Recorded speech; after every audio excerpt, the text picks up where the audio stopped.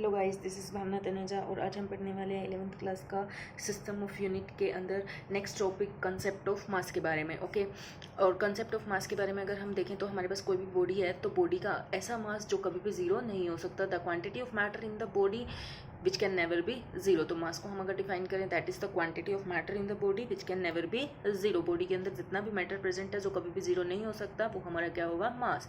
मास हम हमेशा देखते हैं किसी भी बॉडी का हम कभी भी मास नेगेटिव नहीं होता, मास हमेशा कैसा रहता है, पॉजिटिव। और कभी भी किसी भी बॉडी का मास, अगर कोई भी बॉडी है, बॉडी कंसीडर ही इस तरीके से की जाती है, अगर किसी का मास हो तो हम कहेंगे कि अगर बॉडी का मास कभी भी ज़ीरो नहीं हो सकता। ओके गाइस, तो अगर हम बात करें इनर्शियल, हम टू टाइप्स ऑफ मासेस यहाँ पर पढ़ने वाले हैं, इनर्शियल मास और ग्रेविटेशनल मास।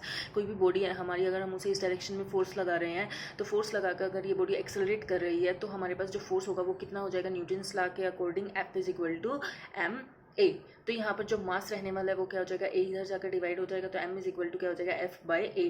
तो ये जो मास कंसीडर किया जाएगा इनर्शियल मास होगा हमारा। अगर बेसिकली हम इसकी डेफिनेशन देखें, it is the measure of inertia of a body. Okay, तो अगर हम बात करें बेसिकली ग्रेविटेशनल मास की, तो ग्रेविटेशनल मास हमारे पास क्या रहेगा, gravitational mass is the mass, it is the measure of the gravitational pull of earth on the body. कि अर्थ कितना बॉडी के ऊपर ग्रेविटेशनल पुल लगा रही है। जैसे कोई भी बॉडी अगर नीचे फॉल डाउन हो रही है तो अर्थ का कितना ग्रेविटेशनल पुल उस बॉडी के ऊपर लग रहा है। तो अगर हम बात करें न्यूटन्स लॉ ऑफ ग्रेविटेशन की, तो हमें वहाँ पर मिला था कि F is equal to G M1 M2। अगर ये दो बॉडी, इसका मास अगर हम कंसिडर कर लें M1, इसका मास अगर हम कंसिडर कर लें M2 अर्थ का मास, तो F is equal to G M1 M2 upon R square. तो ये M1 M2 हमारा जो क्या कंसिडर किया जाएगा, ग्रेविटेशनल मास। और मास की जो मोस्ट कॉमन यूनिट रहेगी हमारी वो क्या रहने वाली है, हम बेसिकली मोस्ट कॉमन यूनिट जो होंगी वो मास की किलोग्राम के अंदर ही पढ़ेंगे। ओके, तो ऐसा यूनिट भी बेसिकली हमारी किलोग्राम ही रहने वाली है।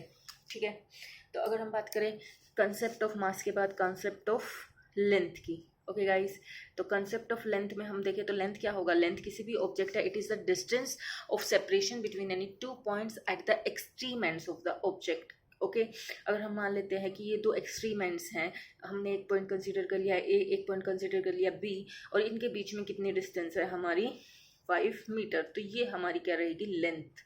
ठीक है, length of an object is the distance of separation between any two points at the extreme end of the object. Okay guys, और अगर हम बात करें लेंथ की, तो लेंथ की जो यूनिट रहेगी वो क्या रहने वाली है हमारी, मीटर। ओके, लेंथ को हम हमेशा मीटर में रिप्रेजेंट करने वाले हैं। SI यूनिट जो रहेगी इंटरनेशनली एक्सेप्टेड यूनिट।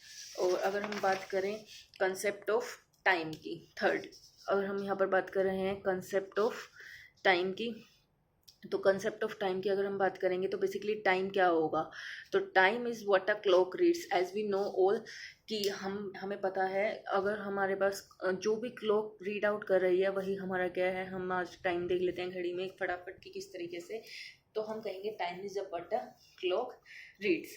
या फिर हम यहाँ पर बात कर सकते हैं according to Einstein the time is what a clock reads. और अगर हम बात करें कोई भी फिनोमिना जो रिपीट करे, वो फिनोमिना जो रिपीट हो रहा हो regularly, it is also serve as a measure of time.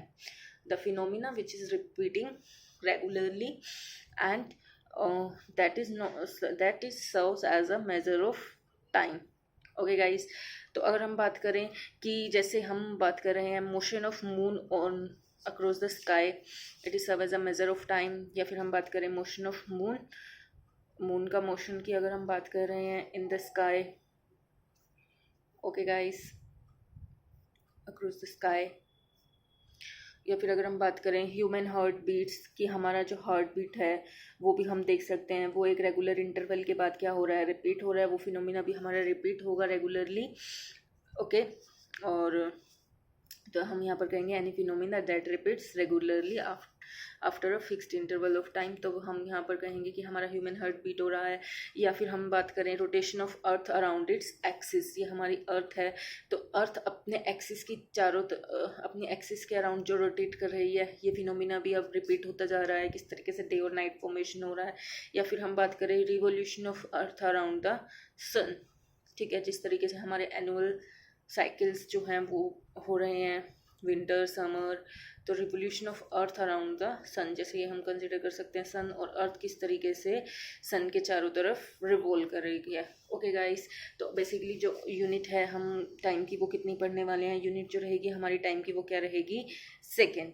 Okay तो पहले ये देखा गया सेकंड हम किस तरीके से डिफाइन कर सकते हैं कि जैसे हमारे पास यहाँ पर कोई भी एक रिजिड सपोर्ट है, तो बेसिकली 1 सेकंड क्या होगा, when a simple pendulum of length 1 metre, जब एक सिंपल पेंडुलम जिसकी लेंथ कितनी होगी 1 मीटर, जब वो जा रहा है एक एक्सट्रीम एंड से दूसरे एक्सट्रीम एंड में। ओके ये इसका एक एक्सट्रीम एंड है, ये एक इसका दूसरा एक्सट्रीम एंड है। तो 1 सेकंड हमारा बेसिकली रहेगा क्या, it is when simple pendulum of length 1 metre going from one end to another end. Okay ये सिंपल पेंडुलम हमारा यहाँ से यहाँ मूव कर रहा है।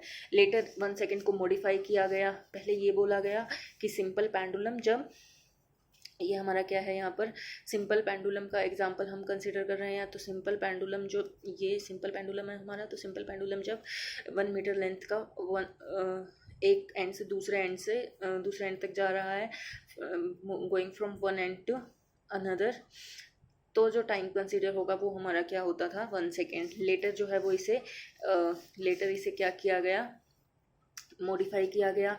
मॉडिफाई करके ये कहा गया कि जो 1 सेकेंड होगा वो हमारा क्या होगा, 1 second is 1 mean solar second. अब 1 मीन सोलर सेकेंड हमारा क्या रहने वाला है, तो 1 मीन सोलर सेकेंड हमारा रहने वाला है। तो अगर पहले हम बात करें 1 मीन सोलर डे क्या होगा, तो 1 मीन सोलर डे क्या होगा कि 1 मीन सोलर डे में होंगे हमारे 24 आवर्स। 24 आवर्स में हम सेकंड देख सकते हैं 24 आवर इंटू 60 मिनट, और यहाँ पर हम कंसिडर कर सकते हैं 24 इंटू 60 इंटू 60 सेकेंड्स। ओके तो यहाँ कितने सेकेंड रहने वाले हैं 1 मीन सोलर सेकेंड में, 86440 सेकेंड्स।